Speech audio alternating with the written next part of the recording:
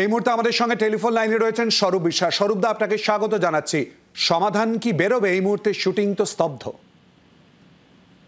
দেখুন, এই শুটিং স্তব্ধ যারা করেছেন তারাই বলতে পারবেন। আমরা টেকনিশিয়ানরা সবসময় রাজি শুটিং করার জন্য, কারণ টেকনিশিয়ানরা নো ওয়ার্ক নো পে, তাদের দুঃখ কষ্ট বেদনা আমরা বুঝি, আমরা সবসময় কাজ করতে রাজি।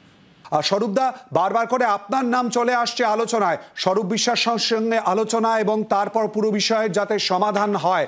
এই বিষয়ের সমাধানের রাস্তা অতি দ্রুত কোন পথে আসবে?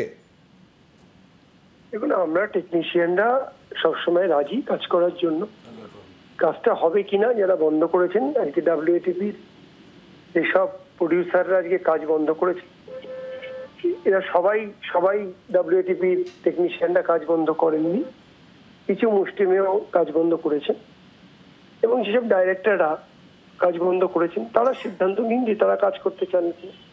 আমরা টেকনিশিয়ানরা সবসময় রাজি কাজ করার জন্য।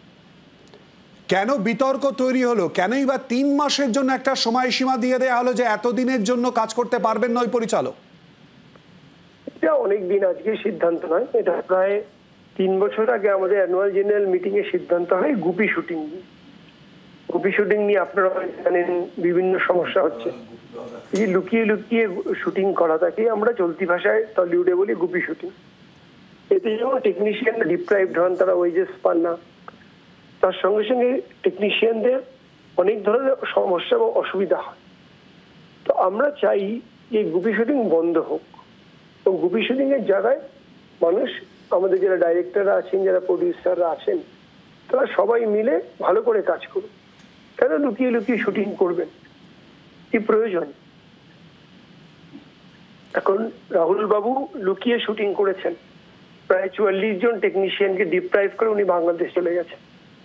আমাদের ইম্পার সঙ্গে যে MOU আছে, মেমোরেন্ডাম অফ আন্ডারস্ট্যান্ডিং, সেখানে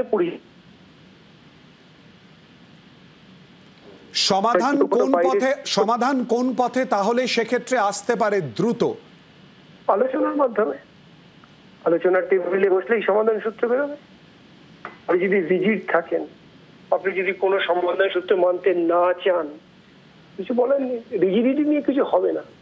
এটা তো সৃষ্টিশীলের জায়গা, ক্রিয়েটিভিটির জায়গা, এখানে কোনো রিজিডিটির ব্যাপার নেই। কে রিজিড স্বরূপবাবু?